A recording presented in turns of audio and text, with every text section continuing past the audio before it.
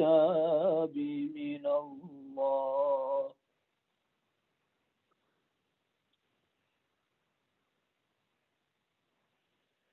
تنزيل الكتاب من الله العزيز الحكيم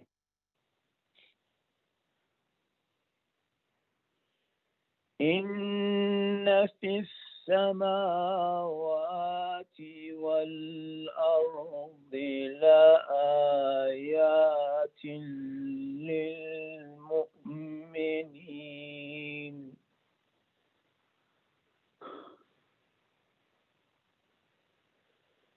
وفي خلقكم وما يبث من دابة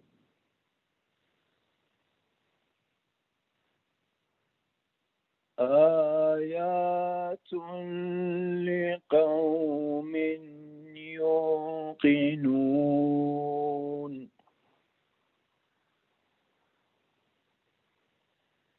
واختلاف الليل والنهار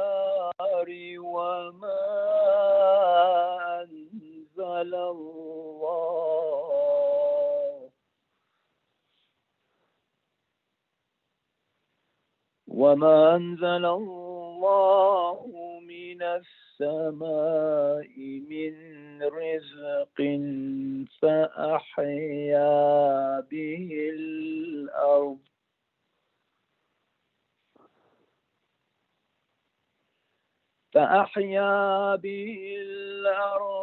بعد موتها وتصريف الرياح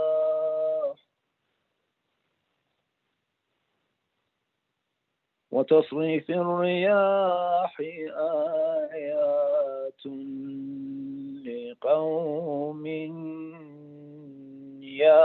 يعقلون صدق الله العلي العظيم.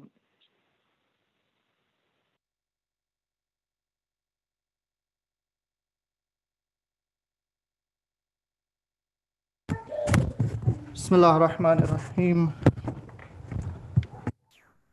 Alhamdulillah, we are honored to have Shaykh Mahdi joining us for this program. He requires no introduction in our community. So without any further ado, inshallah, let us welcome him for salawat ala Muhammad wa ali Muhammad. Allahumma salli ala Muhammad. اللهم صل على محمد وآل محمد وعجل فرجهم. Assalamu alaikum wa rahmatullah. I hope everyone is doing well at the Lady Fatima Center and the Denver community. I'm honored to be with you all for tonight's majlis, and inshallah we'll delve right into the program. We have about 40 minutes, so we will delve right into the topic inshallah, and we will get started. أعوذ بالله من الشيطان الرجيم بسم الله الرحمن الرحيم الحمد لله رب العالمين والصلاة والسلام على سيدنا ونبينا وحبيب قلوبنا وشفيع ذنوبنا وطبيب نفوسنا أبي القاسم محمد اللهم صل على محمد وآل محمد وعجل فرجهم وعلى أهل بيته الطيبين الطاهرين واللعنة الدائمة على أعدائهم أجمعين من الآن إلى قيام يوم الدين. أما بعد فقد قال الله الحكيم في محكم كتابه الكريم أعوذ بالله من الشيطان الرجيم إن شر الدواب عند الله الصم البكم الذين لا يعقلون صدق الله العلي العظيم. صلوات اللهم صل على محمد وآل محمد وعجل فرجهم. My condolences on the shahadat of the beloved fifth Imam of ours, Imam al-Baqir, salawatullahi wa salamuhu alayh. As when we look at the lives of our beloved Imams, what we find is that each and every one of them has been given certain titles, has been given certain al-liqab throughout history. And each of these titles, each of these al-liqab speak to one of the many positive characteristics and attributes of our beloved Imams. You find in the case of Imam al-Sajjad, for example, Though his name is Ali, you find that he is referred to as As-Sajjad, the one who is constantly in sajda, for example. You find when it comes to Imam al-Sadiq, you have a similar situation. Though his name is Ja'far, his laqab that is given to him is As-Sadiq, the truthful one. And you also find this in the case of Imam al-Kadhim and Imam al-Rida as well. When it comes to Imam al-Baqir, salawatullahi wa salamuhu alayhi, though his name is Muhammad, you find that the laqab that is given to him, the title through which people would refer to him, is the title of al-Baqir, meaning the one who will break through knowledge, not just the one who has knowledge, the meaning the one who will go to the depths of knowledge. And therefore, the lesson that we can learn from the life of Imam al-Baqir, salawatullahi wa salamu alayhi, is one that is about our intellect, using our intellect and how we can put at the disposal of our intellect the tools that it needs to flourish, inshallah. At the same time, the same intellect of ours that is so valued, it is so honored within Islam, it can also become an obstacle when it comes to our belief, when it comes to Islam as well. As in, you will find many times when we hear a ruling from Islam, when we hear a teaching from Islam, this same intellect of ours that Imam al-Baqir is being praised for, he is being told that he is the one who cuts through the knowledge through his intellect. This same intellect can then start to reason and argue against a teaching of Islam. And when someone goes into this mode, not only will they not act upon that teaching, beyond that, sometimes they will reach a point where they will deny that teaching altogether. Sometimes we've seen this in our own lives as well, where we hear a certain teaching, a certain rulings of Islam, but because it does not match with the understanding and the knowledge that we have, though it is limited, many times you will find people will say, this doesn't make sense to me. This is something that is not part of Islam. Why? Because their intellect is playing a role in this regard and telling them not to accept that which does not fit within their realm of understanding and their realm of knowledge. And specifically, during this time and this age and this era, you find that the intellect is praised to a point that the moment someone does something that it seems like he is setting aside his intellect and he is relying on someone else to tell him what to do, you will find that this individual is ridiculed, he is humiliated, he is scorned. That why are you setting aside your intellect?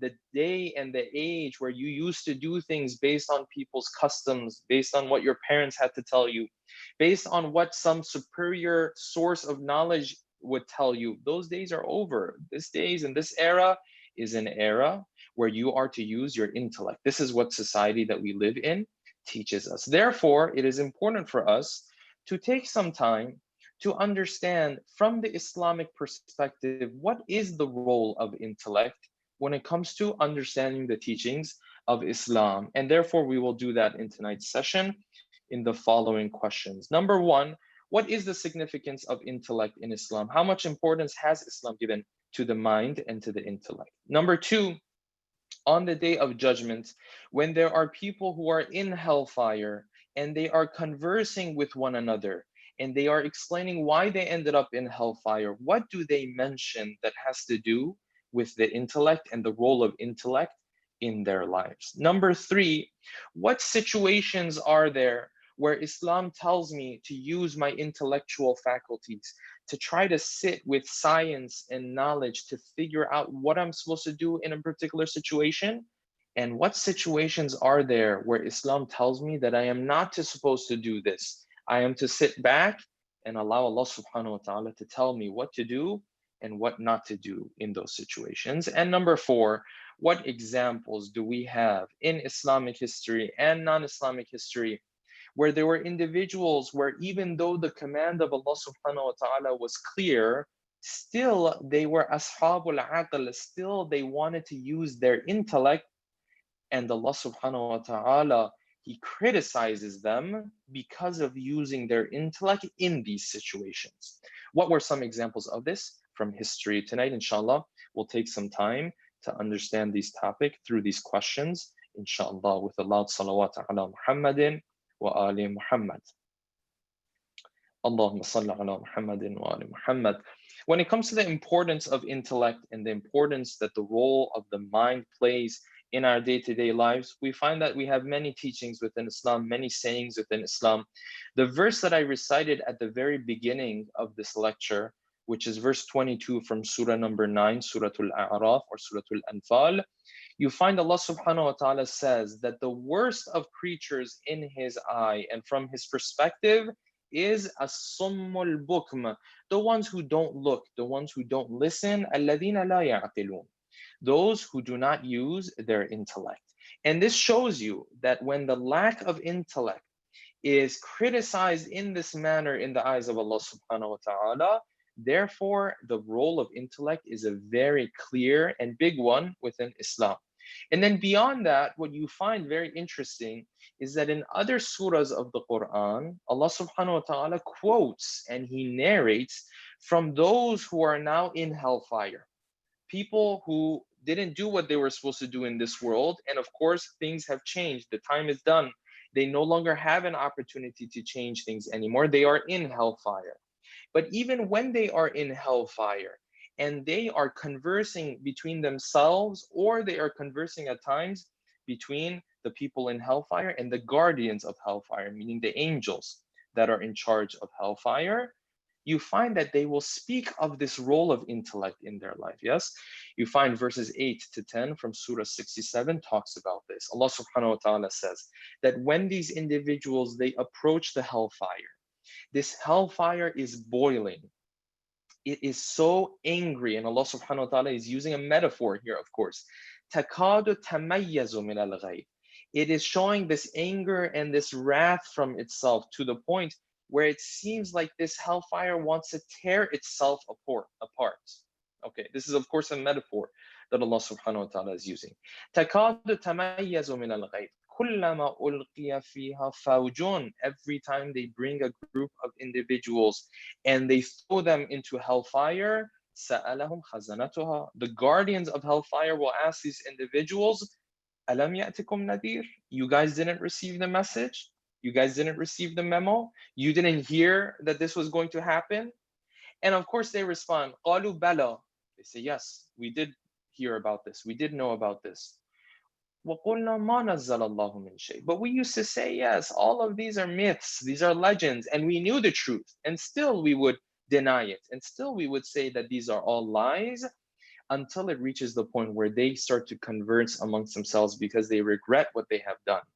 They start to speak to themselves, وَقَالُوا, and they say, لَوْ كُنَّا نَسْمَعُ, if we had heard what these prophets had to say, أَوْ نَعْقِلُ, if we had used our intellect, مَا كُنَّا فِي أَصْحَابِ السَّعِيرِ, we would not have been amongst those who are amongst the hellfire. We would not be in this situation that we are in today if we had simply used our mind, if we had simply used our intellect. Okay, this shows you that in Islam, this intellect, it holds a very central position, that Allah subhanahu wa ta'ala is saying, this whole hellfire and those who enter into it and those who end up in it, they end up there because they didn't use this gift that we gave them. They end up there because they don't use the intellect that we bless them with. This we understand. However, Islam does not stop here. And in fact, you don't need to be a Muslim to understand that using your mind, using your intellect, that all of these are important. This is not something that Islam needs to tell you. You can be a Jewish person, you can be Christian, you can be a person who does not have faith in the unseen, you can be an atheist or an agnostic, it doesn't matter. Regardless, you will, especially in this day and era, you will admit that the intellect and the mind plays a big role in the life of the human being. In fact, you will find many times people who do not attribute themselves to religion will emphasize on this point more than those who do attribute themselves to religion. Those who do not believe in organized religion, they will believe in this and they will emphasize this more at times than those who do. So Islam did not come just to tell us that the intellect and the mind, it's important, and the aql, and you are supposed to use it. This is not where Islam ends. Islam now starts this discussion that yes, the intellect is important, but when are you supposed to use this intellect? When are you supposed to go to this aql? When are you supposed to ask the intellect to figure out things for you? When are you supposed to sit back and say, Allah subhanahu wa ta'ala will tell me what I am supposed to do in this situation?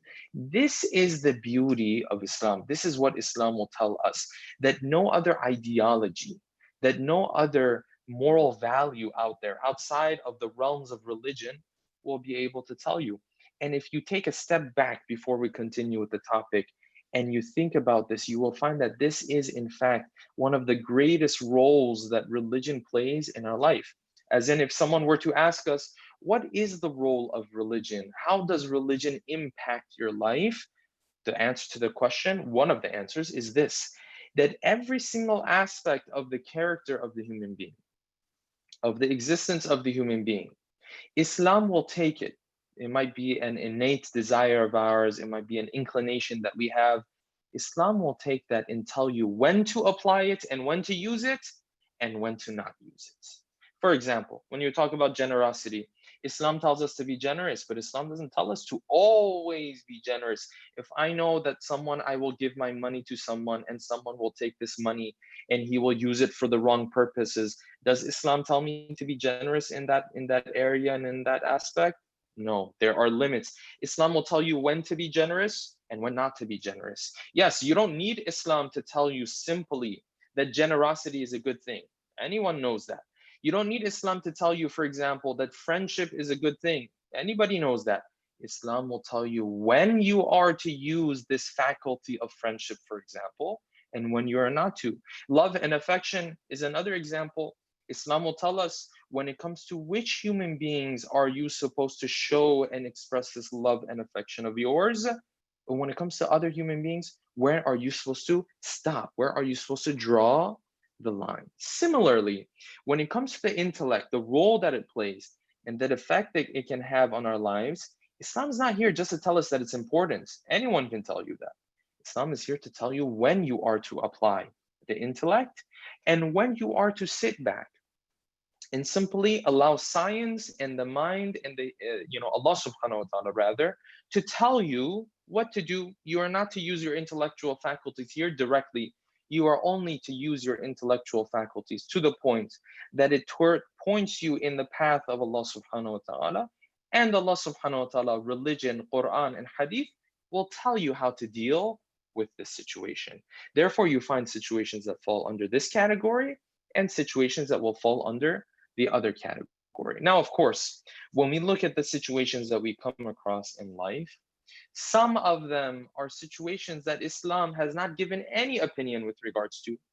Like, there are areas of our lifestyle that we know when an issue comes up in these areas, we know that Quran and Hadith is not going to be where we will find a solution to this problem.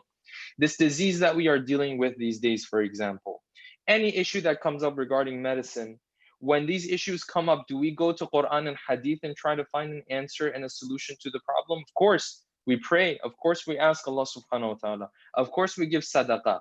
But is that a solution? Is that where you're going to get your vaccine from? That's not where you're going to get your vaccine from. At the end of the day, those who are scientists, doctors, they have to get together, researchers, they have to come up with this medicine. They have to come up with this vaccine. They have to solve this situation. These are when it relates to aspects of our life that has nothing to do with religion. When I want to build a building, do I go to Quran and Hadith and try to figure out from Quran and Hadith how I'm supposed to build a building? No, I know that there's no value in that. I know that Quran and Hadith will not teach me that. I have to go to an architect and I have to look into the science to see how I'm supposed to do things. This makes sense. But when it relates to applying religion into my life, those aspects of intellect that have to do with religion, this is where Islam will tell me whether I am supposed to apply intellect or I'm supposed to allow Allah subhanahu wa ta'ala to tell me what to do in these situations. Okay, having understood these two areas, when we look at what Islam has taught us in this regard, you will find three different situations where Islam has taught us that these are areas where you are to apply your intellectual faculties. These are areas where you have to sit down and try to figure out things on your own. And then outside of these three areas, no, outside of these three areas, Quran and Hadith will tell you what to do and what not to do. If these three don't apply, then Quran and Hadith will take on the responsibility to tell you what to do. And in fact, in those situations, if you do use your intellect, then you will be in trouble. Right? You see the contrast. Some situations, if you don't use your intellect, Islam has a problem with you. Some situations, if you do use your intellect to figure out the details of a situation, Islam will have a problem and an issue with you. So let's delve into this a little bit more. These three situations, the first of them, where Islam expects you to use your intellect, it expects you to delve into the issue and use your intellectual faculties, has to do with the concept of usuluddin, your fundamental beliefs. We know that many of our scholars, the Shia school of thought, have mentioned this, that the person who believes in his fundamental beliefs simply because his mother believed in this, because his father believed in this, because some person who essentially is, at the head of the tribe, for example, the head of the family, just because he grew up in this family, because of that he believes in these beliefs. We know that many of our Shia scholars have mentioned that this belief is not accepted on the Day of Judgment if it is not backed up with a clear understanding of this human being himself, if he doesn't have a belief in these things himself. And this is why you find in the verses of the Quran, Allah subhanahu wa ta'ala, he criticizes the kuffar and mushrikeen.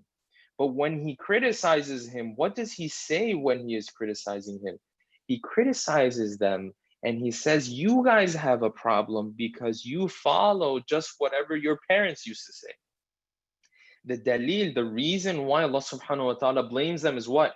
Is because they would take whatever their customs, whatever their practices, whatever their parents just used to tell them, without any sort of intellectual exercise, without any sort of using their intellectual faculties. They used to tell the Prophet that, listen, we don't need you to tell us a new lifestyle. We already have a lifestyle. Our fathers have been living this lifestyle for years and years. We don't need a new opinion from you. And Allah subhanahu wa ta'ala, in some of these verses, he says, even if what your fathers used to tell you is wrong, you don't need a new lifestyle. You need a new lifestyle. Therefore, similarly, the same way Allah subhanahu wa ta'ala criticizes the mushrikeen and the kuffar because they used to follow people blindly, that same thing applies to us as well, that same principle, that if I follow someone blindly, I then will also become worthy of this blame, worthy of this criticism. Therefore, the first area is the usuluddin. And I can tell you, brothers and sisters, without any hesitation, that many times the reason why our communities, they struggle to separate between culture and between religion, they struggle in terms of their rigidness, they struggle to have a deeper understanding of Islam, is because when it comes to their usuluddin, there was never a moment of education. There was never a moment where they would sit and truly understand what Islam is saying and what is the reasoning behind it. And beyond that, many times when you find our youth, it is difficult for them to comprehend some of the teachings that we have in Islam. And when it comes to some teachings, you will find that they are hesitant. They don't know if they can fully abide by it or not. They don't know if they can fully submit themselves to it or not. Many times what you will find is because there is a lack of understanding when it comes to the usuluddin. There's a lack of understanding when it comes to the fundamentals of the religion. Though this hesitance does not show itself when you talk about the fundamentals, it shows itself when you talk about the details of the religion. When you have a lack of belief in the roots of this tree, by the time you get to the branches and the fruits, that's where the doubt starts to show itself. And because it shows itself there, many times we don't realize that it actually stems from a deeper root, and that is a lack of understanding, a lack of knowledge when it comes to the fundamentals of the belief system of this individual. Therefore, this is the first area where Islam has taught us that you are to use your intellectual faculties to the max, and there is no stopping you. If someone has a million questions as it relates to the existence of Allah subhanahu wa ta'ala, the nubuwah, the ma'ad, even when it comes to our usul al-madhab, our imamah, and things of that nature, then he is to ask here. And this is the area where if he asks and he gets the answers to his questions, the rest will become a lot easier for him.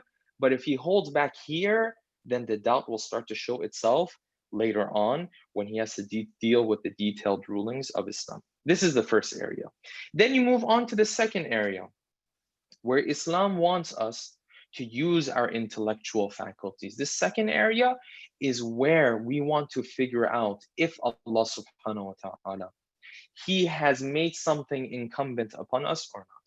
If a ruling is from Allah subhanahu wa ta'ala, if something is wajib upon us, if something is haram for us, establishing this is something where Allah subhanahu wa ta'ala wants us to use our intellectual faculties. You know, this prayer, brothers and sisters, this fasting that we do, it may seem simple to us, but behind it, there is so much intellectual exercise to figure out if this ruling is part of the rulings of Allah subhanahu wa ta'ala or not.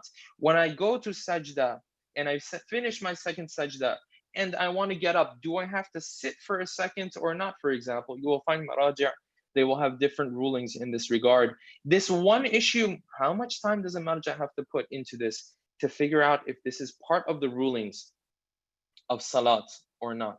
Fasting, we fast, but the details of this fasting, you will find that maraji' have to spend hours upon hours to figure out whether, for example, you put your head, you immerse your head underwater. Does this make your fast batil or not? Again, you will find a difference of opinion amongst our scholars.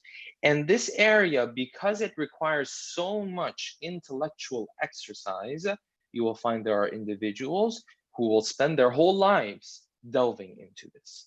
This, again, is where you will have a misconception and a misunderstanding in the eyes of many people. Because you'll find many of us, when we look at an individual who is spending his whole life to figure out these rulings, sometimes people will approach this individual from this approach, that yes, the religion of Allah subhanahu wa ta'ala, it can't be that complicated. It must be the case that these scholars are making this religion so complicated. Otherwise, the religion itself, it should be simple. Yes, that's the approach that we have. That yes, Allah subhanahu wa ta'ala wants me to be a good person. He wants me to pray and fast. And He wants me to pay my khums, and He wants me to pay my zakat if it applies to me. And for example, be nice to my neighbor. Whereas the reality is that the religion of Islam is a complex religion. It is a detailed religion. It is not a religion where it is as simple as fast and pray and be nice to people. No, if it was this simple, then what difference was there between us and, for example, you will find in the Christian faith, the religion is as simple in some denominations, is as simple as that. You fast, you pray, and you do to your neighbor as you would like to be done upon yourself, and that's pretty much it. And you don't find these detailed rulings. In Islam, it is the opposite of this. And this is something that shouldn't come as a shock to us. If we claim that Islam is a religion that covers all aspects of my life, going from the personal aspects of my life all the way to the social and political issues in my life, and that it also covers these issues until the end of time. Yes, you and I say that our prophet was the last prophet. He was Khatamun Nabiyyin. Meaning what? Meaning that whatever he came up with, whatever he is presenting to us, this is to answer the issues of the human being from now until the end of times. حلال محمد حلال إلى يوم القيامة وحرام محمد حرام إلى يوم القيامة. That's what we claim. If you make both of these claims in terms of the area that Islam is covering and the depth of the time that it is covering, then of course this religion cannot be as simple as pray and fast. There must be complexities to it. Yes, is the religion complicated? No, we can't say that. But is it complex? Yes, the religion of Islam is definitely complex. And you see this on full display, brothers and sisters, when you look at the seerah of the Ahlul Bayt. Because one of those areas where they used to challenge others who claimed religious authority at their time was in this particular aspect. That if you say you're an authority when it comes to religious matters, you say you're an authority when it comes to answering the halal and haram of Allah subhanahu wa ta'ala, well, tell me in these complicated situations, or I should say complex situations, what is the ruling of Allah subhanahu wa ta'ala? And you find this in the debates that our imams used to do. Many times with leaders of other schools of thought, we have these debates between Imam al-Sadiq and Abu Hanifa, for example, and many others as well. The one I want to highlight is in the life of Imam al-Jawad, salawatullahi wa salamu alayhi. His shahada passed by not too long ago. In the life of Imam al-Jawad, what you find is that Imam al-Jawad, he is in a situation where, of course, Ma'mun is making many of the calls about his life. He is monitoring him, he is telling him what to do and what not to do, and he's forcing him to do these things, of course. And amongst those things that Ma'mun did was that he made the decision that his daughter, Fadla, would marry Imam al-Jawad. He announces this, and when he announces this, his own relatives, his own clan, his own tribe, Bani al-Abbas, they come back to him. They say, listen, this Abu Ja'far, referring to Imam al-Jawad, he is a child. You can't marry your daughter to him. He's a child. He's not even 9 or 10 years of age. How could you have him marry? And we know Imam al-Jawad, he was young most of his life and he passed away and he was martyred at the young age, the ripe age of 25. So they tell Ma'mun, you can't do this. This doesn't make sense. And Ma'mun says, listen, you don't know this family. I know this family. When they walk with knowledge. This is not your typical 10-year-old. This is not your typical 15-year-old or 20-year-old. If he is willing and if I can have this happen, then I will make it happen because I'm sure he's mature enough for this marriage or for any other marriage. They say, well, we have to test him. So bring him. And they bring him and they set up this debate. And Ma'mun al-Abbasi, of course, he already knows who is going to be victorious in this debate. When he enters Imam al-Jawad, Ma'mun tells Imam al-Jawad to sit on his right-hand side. This is a form of respect. That yes, you sit, and we know Imam al-Jawad and the other Imams and the Abbasi family, they were relatives, of course. So he tells him that you would sit here. And he sits by Ma'mun al-Abbasi. And on the other side of this debate is who? Is Yahya ibn Aktham, the judge of the judges, the Qadi al-Qudat, the greatest judge of Ma'mun al-Abbasi. He's standing on the other side. And Yahya ibn Aktham says, Ya Amir al-Mu'minin, and he is referring to Ma'mun, will you allow me to ask him a question? He says, instead of asking me, ista'dhinhu. You can go ahead and ask him for permission. So he turns to Abu Ja'far or Imam al-Jawad. He says, can I give permission to ask you a question? Says, Bismillah, go ahead. He says, I have a simple question.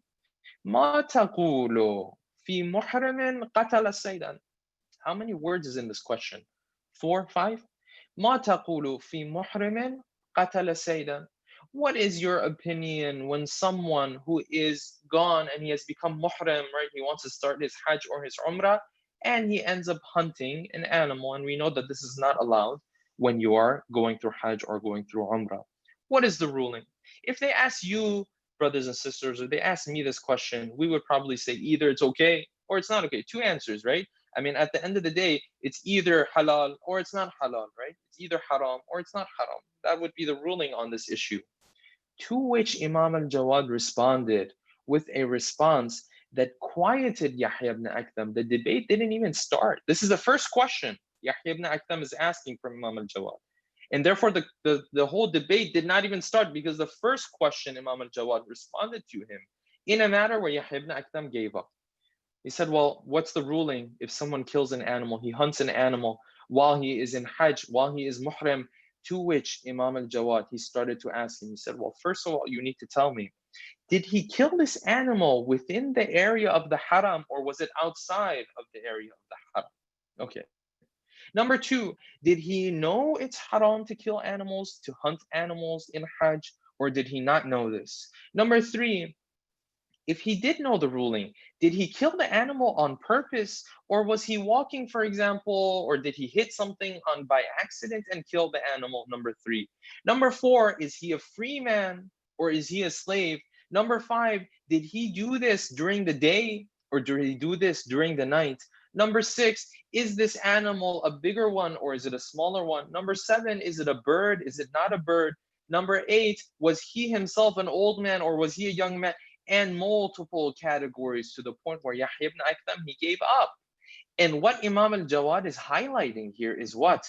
Is that the religion of Islam, it's complex. It's not as simple as, yes, if you were in ihram and you took the life of this animal, that yes, it's halal or it's not halal. Yes, there are areas that are not as complex as other areas, but then there are also other areas in Islam that are extremely complex. And therefore, Imam al-Jawad is highlighting, depending on each of these categorizations, the ruling is going to be a different ruling.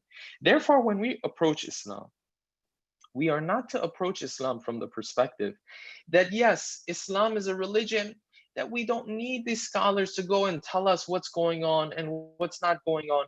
We don't need someone to spend his whole life studying, right? Sometimes you will find people belittling this issue, whereas the reality is that this is one of those areas, the second category, one of those areas where we have been taught to use our intellectual faculties to the max, as much as we can, to establish whether a ruling is from Allah subhanahu wa ta'ala or it is not. Then you move on from the second area, second category, to the third category. The third category, where an individual is supposed to use his intellectual faculties, is when it comes to those rulings in Islam that depend on time and place. In Islam, we have two types of rulings. And many times the misconceptions that people have about Islam stems from this issue, that they will mix which of these categories belongs to which. We have rulings in Islam that don't change based on time and place. We have rulings in Islam that absolutely change based on time and place. One of these areas that doesn't change based on time and place, for example, is your salat. When you pray in the 20th century, or you prayed in the 10th century, for example, or the 7th century when the Prophet was mab'uth, for example, he was sent as a messenger, you always pray 2 rakats. If I tell you tomorrow that I prayed 1 rakat for Fajr, nobody would pray behind me anymore. And they'll say, this Imam, he's not adil, he prays 1 rakat for Fajr. If I told you I prayed Maghrib, but I prayed 2 rakat for Maghrib today, you wouldn't pray behind me anymore. Say, this person, he's not adil, he prays 2 rakats. Why? Because the salat is one of those rulings that doesn't change over time. Doesn't matter if you pray in America or you pray in the Middle East or you pray, I don't know, in Russia, the salat is going to stay the same that it is. Okay. But then you have other rulings that absolutely they change over time. For example, you find Ayatollah Sistani, he says certain types of music are haram. Well, what types of music are haram? Is there a particular genre? No, there's no particular genre. It's the type of music that people use in haram gatherings when you go to clubs, na'udhu billah, mixed weddings, things of that nature. Of course, this changes over time. Over time, the type of music they used to play 1500 years ago, 1400 years ago, at the time of the Prophet, this is very different from the type of music that we play today in haram gatherings. And therefore, this changes. You have these two types of rulings in Islam. And many times you will find brothers and sisters will mix between these two. And when you mix between these two, then of course you have opened a can of worms. Imagine if I came to you, brothers and sisters. Many say this. They say, Brother Shaikh, time and era is changing. Our children are growing up in an era and in a time where things are different from when we were growing up. And therefore, our religion needs to be flexible. This is true. But when it comes to those aspects of our religion, that the religion itself has flexibility built into it, then yes, you can be flexible with those. Then things will change, of course. But when it comes to those areas that Islam has not built in flexibility into it, in fact, it is sturdy, it is supposed to stay the way that it is for the next 1400 years and beyond. Then when it comes to those areas, you can't change them. How would you feel, brothers and sisters, if I approached you and I said, the times and the era has changed. Things are changing. Our children are not growing up in the same era that we grew up in. And therefore, because life is busy, I think the 17 rak'ats of prayer, we should actually, bring it down. We should minimize it. Everything is compact these days, right? Everything is digitalized these days. I believe we should, inshallah, bring it down to, maybe at least a 10, maybe at least 7, right? Maybe I can record my prayer the night before and play it the next day. It will count as part of my prayer. How absurd will this sound to you? Similarly, when we take other rulings in Islam and we say we have to change them because the time and era is different, this is how absurd it sounds to an alim. This is how absurd it sounds to a marja, because he knows that this ruling is not one of those that changes over time.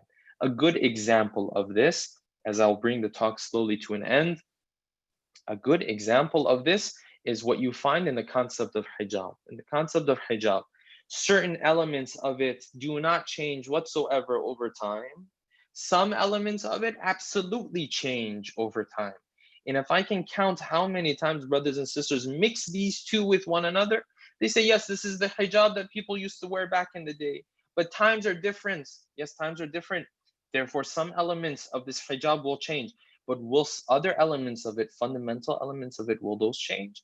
When it comes to hijab, those area that someone is supposed to cover, for example, this doesn't change. It doesn't matter how much time passes. This doesn't change. How she covers, for example, or how he covers, will that change? Yes, absolutely, that will change. What colors can I wear? Well, that will absolutely change over time, depending on your culture, your time and place that you're living in. But other elements of it will not change at all. And of course, you find in Islamic history in particular, situations where none of these three categories applied, which means that it was not a situation that had to do with the belief system.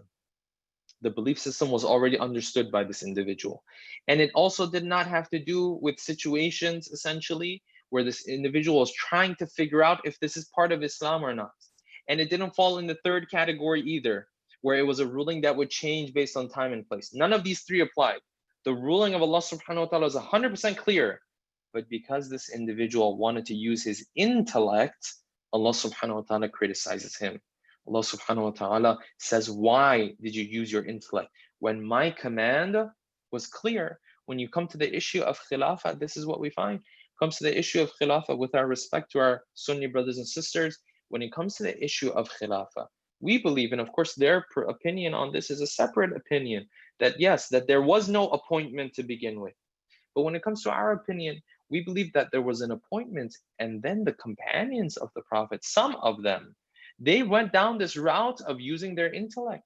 Yes, Ali ibn Abi Talib, yes, we know he's appointed, but is he old enough? Is he mature enough? He comes from the same family of the Prophet. Many people have grudges against him. See, this is the use of the intellect when you are not supposed to use the intellect. When the command is clear already, there is no more room to use the intellect. Sallallahu alayhi. Ya Muhammad ibn Ali. Inshallah, we'll prepare. There's more points to be covered in this regard, but of course, because we have a limitation of time, inshallah, we'll wrap up the discussion there. And we will hear a couple of minutes of the masa'ib of our beloved Imams, and inshallah, we'll bring the talk to an end. Sallallahu alayka, Ya Muhammad ibn Ali. These days and these nights, we commemorate the shahadat of our beloved fifth Imam. And in the ahadith and in the narrations, what we read is that Imam al-Baqir, coming closer and closer to the final days of his life, you find that his children, in particular Ja'far ibn Muhammad, Imam al-Sadiq was worried about him. And Ja'far ibn Muhammad narrates, he says, when my father was sick, we all were worried about him. فَخِفْنَا عَلَيْهِ. We were worried that he would not make it anymore. One time when we came to him when he was sick, he said, listen, there's nothing for you to worry about. Two angels came to me. They told me that I will not die from this sickness. But later on in his life, when it came closer to his shahadat, he got sick again because of this poison that was given to him by Ibrahim, the governor of Medina. And he says, my father turned to me and he said, this time, those same two angels came to me. They said that, yes, this sickness, you will not make your way out of this sickness. And then he says that he then told me to go and get witnesses, bring witnesses so that he could do his wasiyah, so that he could mention his will to me. Ja'far ibn Muhammad says, I left the house. I came back with 4 individuals. And these individuals sat in the presence of Imam al-Baqir. And Imam al-Baqir started to do his wasiyah. These are painful moments for the family of the Ahlul Bayt. Imagine an old man sitting there who can, the poison is doing its work on his body. Poison is creating problems for his body at this point. And now he is doing his final wasiyah to Ja'far ibn Muhammad. He said, my first wasiyah is the same that Ya'qub did to his children. وَلَا تَمُوتُنَّ إِلَّا وَأَنْتُمْ مُسْلِمُونَ. That you don't leave this world except that you leave with the faith of the religion of Islam. And then he continued, he said, then the rest of my wasiyah is this, O Ja'far, that you will take my body, you will take the clothing that I used to pray my Friday prayer in it, you will take that and you will do my kafan in that body. In that, when it comes to the rest of my ammama, that you will place my ammama on my head and that you will create this grave for me, that you will place my grave inside of it. When these individuals left, Ja'far ibn Muhammad says, I turned to my father, I said, my father, why is it that you needed these individuals here? Why is it that you needed these witnesses here?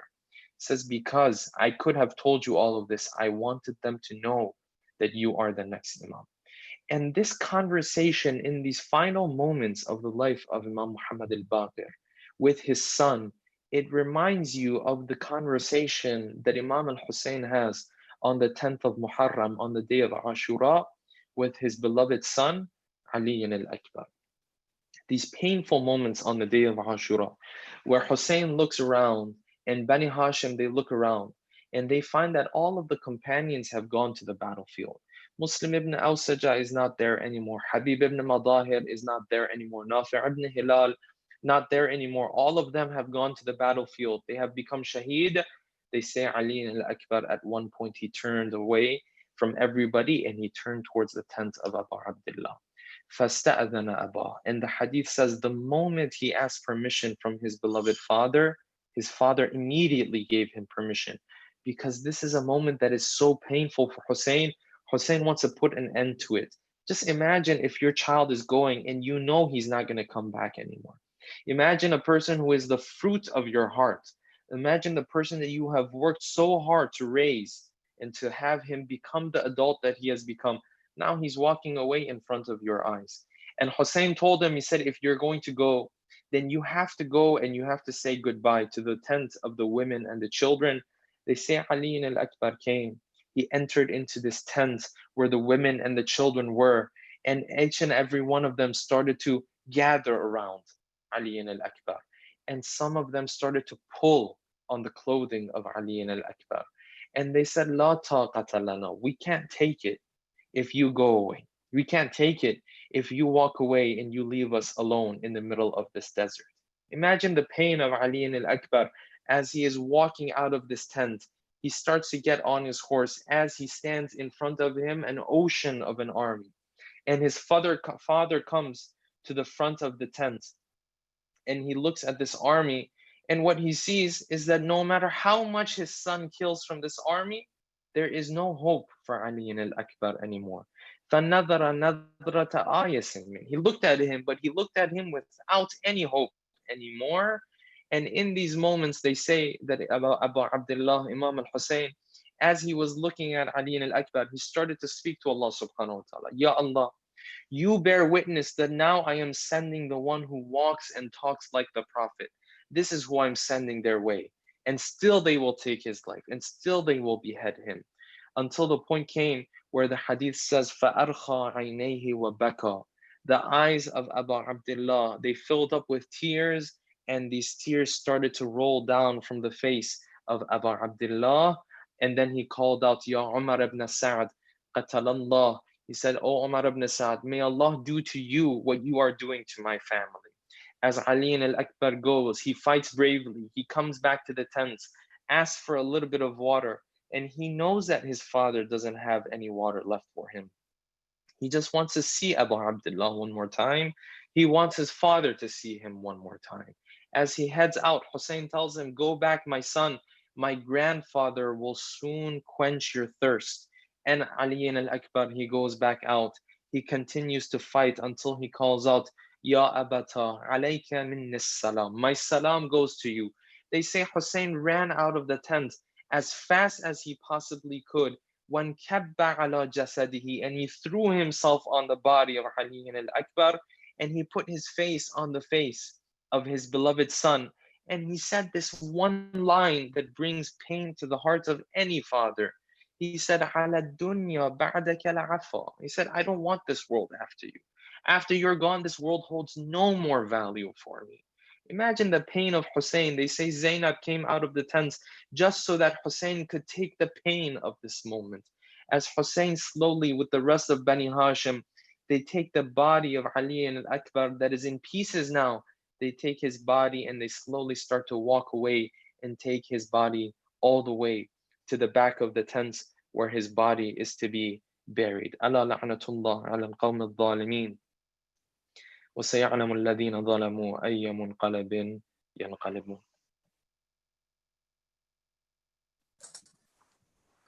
Ya Hussein, बाकर ने कम सिनी में झेले सितम तमाम, बाकर ने कम सिनी में झेले सितम तमाम। ये है गवाए करबल, ये है गवाए करबल, ये है असीर शाम, बाकर ने कम सिनी में झेले सितम तमाम। बाबा ना सर उठाओ, घुटता है दम मेरा, बाबा ना सर उठाओ, घुटता है दम मेरा। सजाद से ये कहते, सजाद से ये कहते, बाकर हर एक काम, बाकर ने कम सिनी में झेले सितम तमाम। देखी बीबी मासूमा जख्मों से चूर चूर, देखी बीबी मासूमा जख्मों से चूर चूर, चुप करके सह गए गम, चुप करके सह गए गम, कम सिन मेरे इमाम, बाकर ने कम सिनी में झेले सितम तमाम। मौला की शामियों से रही पूछती नजर, मौला की शामियों से रही पूछती नजर, बच्चों से किस खता का, बच्चों से किस खता का लेते हो इंतकाम, बाकर ने कम सिनी में झेले सितम तमाम।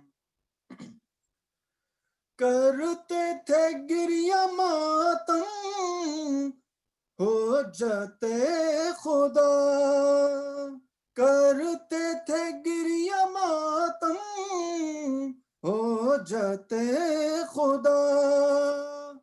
दुर्रों का जब मिलाता, दुर्रों का जब मिलाता, बीमार को इनाम, बाकर ने कम सिनी में झेले सितम तमाम। ये है गवाए करबल, ये है गवाए करबल, ये है असीर शाम, बाकर ने कम सिनी में झेले सितम तमाम।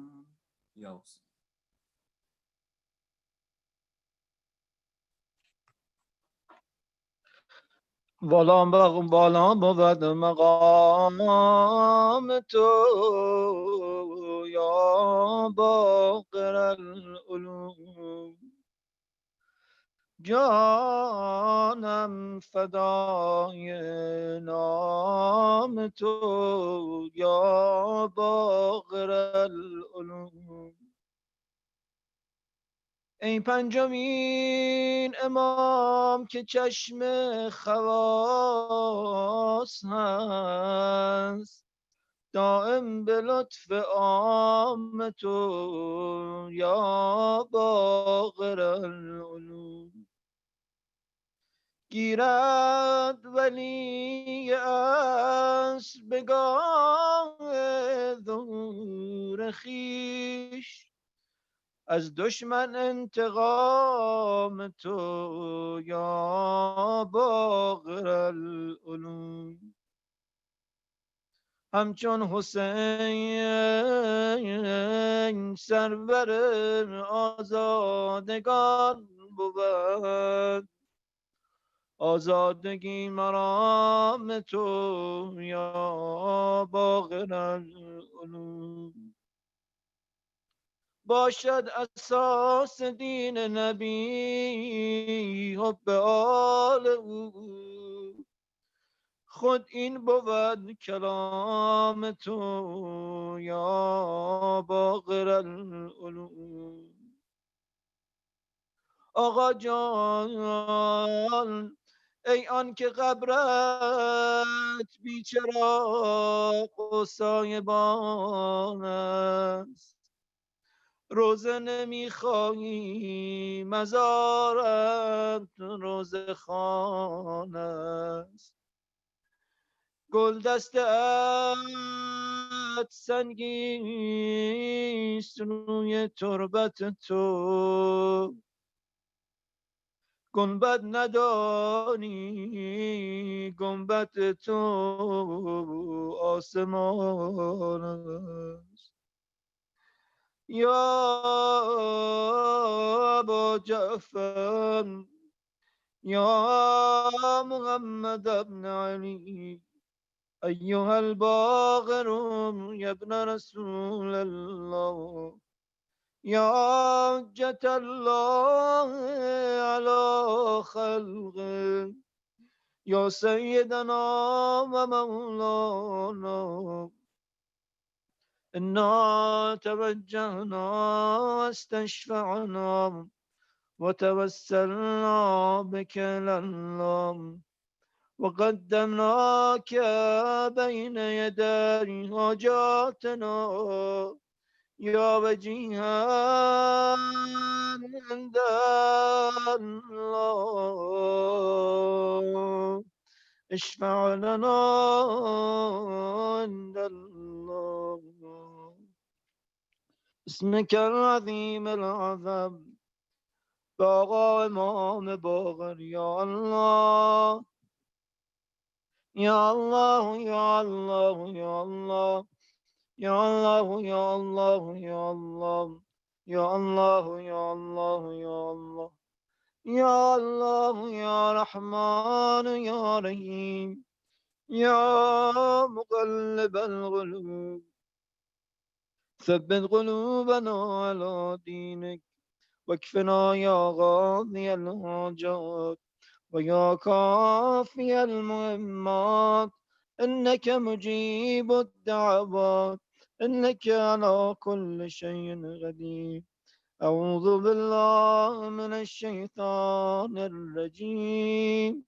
من يجيب المضطر إذا دعاه ويكشف السوء، من يجيب المضطر إذا دعاه ويكشف السوء، من يجيب المضطر إذا دعاه ويكشف السوء، من يجيب المضطر إذا دعاه ويكشف السوء، من يجيب المضطر إذا دعاه ويكشف السوء.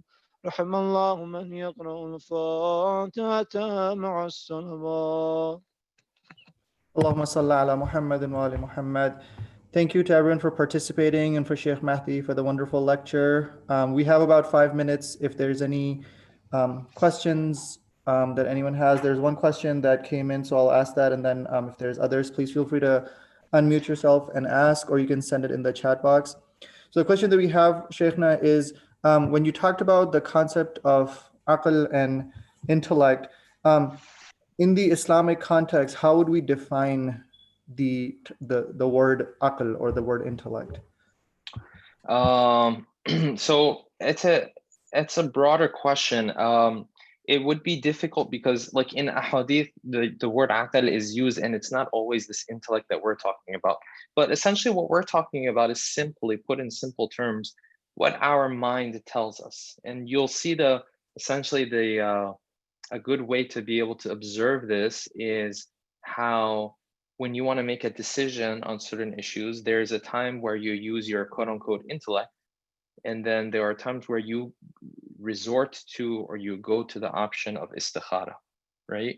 So exactly what we mean by intellect as it relates to this talk that we were having is that option as opposed to istikhara, for example, meaning that you sit with your mind and you think with your mind, but add to that science, add to that, what people will say is the right way to live your life, what science will tell you is the right way to live your life, what experts in the fields of any field that has to do with our day-to-day life, right? The upbringing of children, spousal relationships, all these issues. They have experts, of course, for all of these areas of our life. So when we talk about the intellect, we're talking about our own intellect as well as the collective intellect, essentially, of the human being. Those two are mainly what we're referring to. Thank you for that clarification. The next question is sort of related to that. In regard to the hadith that we have, that says, I believe the translation that they posted that the first thing that God created was the aql. That's different from the rationality that we are talking about. Is that correct? Yes. That aql is a very complex thing, and that's why scholars. And the thing is, the hadith that we have some hadith that says different beings were the first thing that God created. In that hadith, which is mentioned in the beginning of Al-Kafi, yes, what is mentioned is Al-Aql. But then we have other ahadith that the first being that God created is not aql, it's something else. Okay. So that the aql that we're talking about there is definitely not the basic rationale that we use. It seems to be more a more pure form of aql, the type of aql that essentially tells you to obey Allah subhanahu wa ta'ala. It seems to be something of that nature, because in that hadith, it says that Allah subhanahu wa ta'ala told aql, aqbil, turn towards me, fa'aqbala, and he turned towards him. And he told him to move away from me, and he moved away from him, meaning that he had full submission towards Allah subhanahu wa ta'ala. It seems as though that's like a higher level or a more pure level of the intellect. That's not something that we would be able to use in our day-to-day activities. Thank you for that explanation. And then last question, I think we'll end with this one, is on a different note. There's many narrations that we have that are conflicting in regard to what happened in Karbala, but we know that Imam Baqir alayhi salam was present in Karbala. So how much of what we have came from Imam Baqir, and did he attempt to reconcile or give a clear picture of some of these conflicting narrations about what took place in Karbala? Yeah, very good question. Yeah, so we do have conflicting narrations when it comes to the shahadat of many of these shuhada. I shouldn't say many, but some of them at least. We have conflicting narrations. When it comes to the shahadat of Qasim ibn al-Hasan, there are different narrations. When it comes to shahadat of Ali al-Asghar, there are different narrations, and some of the other shuhada as well. And that's something that I think people need to understand and recognize. But as it relates to Imam al-Baqir being there, and by the way, that doesn't take anything away from the message of Imam Hussein and the significance of this event and the atrocity that was committed. But the important thing to remember is, yes, Imam al-Baqir was there, of course, as a very, very young child. Imam al-Sajjad, of course, was there as an adult. So this question that comes up, it's not just regarding Imam al-Baqir, it's also regarding Imam al-Sajjad and Lady Zainab. The issue, though, is even in the most ideal situation, if these individuals were to speak of the realities and the details that took place on that day, how much of it would have been passed down throughout history? That's the key. It's not the source. The source might be fully, functioning. These individuals might be individuals who will tell you all the details that took place at that time. The issue is how much of it has reached us, right? And when you look at the type of role that this incident played in the uprising that it created, in the chaos that it brought to the society, chaos in the sense of so many people no longer respecting the Umayyad dynasty, really, because of this happening. And you can see this with all the uprisings that happened after it. when you understand how critical of an incident it was, then this helps you understand more so that there was a exerted effort by the government of that time to not allow these details to get out, right? And so when you factor that in, then you understand why a lot of these traditions that we have, these narrations that we have, that they would be either not even getting to us or sometimes getting to us in a conflicting manner, because these were secrets that were passed around, right? It's not like people could sit and write books about them. I mean, we have issues that people have written books about and still we have kind of conflicting information about, let alone these issues where obviously it was not even allowed for you to speak of these issues. So a lot of it has to do with these factors, not necessarily with these individuals who were the sources of this knowledge. They were sharing this knowledge. It just, for these factors and many more, they may have not come down to us, and we have not been able to receive them. Thank you, Shaykh, for the clarification and for all the guidance and the wonderful lecture. Inshallah, on that note, we will conclude. Thank you again for Inshallah. joining us and giving us this opportunity. And thank you to all the brothers and sisters who participated. Inshallah, let us conclude with the Surah Al-Fatiha for all the marhum mu'minin and mu'minat who are no longer with us. With Allah salawat ala Muhammad wa ali Muhammad. Allahumma salli ala Muhammad wa ala Muhammad. Bismillahir Rahmanir Rahim.